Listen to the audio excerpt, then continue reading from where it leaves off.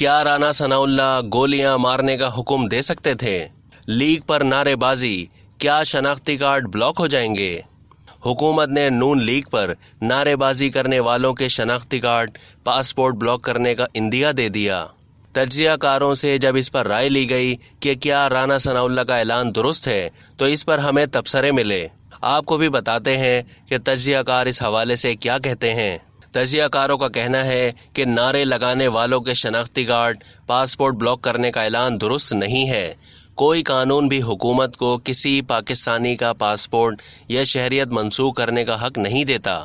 عوامی مقامات پر کسی کے خلاف غیر مہذب رویہ نہیں ہونا چاہیے، لیکن حکومت ایسی دھمکی آمیز زبان استعمال نہیں کر سکتی۔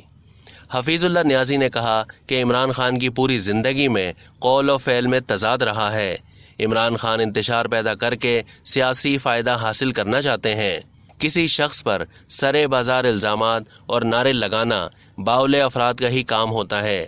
یہ انتہائی باولا اور کاٹنے والا شخص ہی ایسے نعرے بازی کر سکتا ہے۔ اطہر کاظمی کا کہنا تھا کہ شکر ہے رانا ثناء اللہ نے نعرے بازی کرنے والوں کے شناختی کارڈ بلاک کرنے کی بات کی ہے، ورنہ وہ سانحہ ماڈل ٹاؤن کی طرح ان لوگوں کو بھی گولیاں مارنے کا حکم دے سکتے تھے۔ رانا ثناء اللہ پاکستانی عوام پر آنسو گیس کے گولے برسانے کی بات کرتے ہوئے ہنستے ہیں۔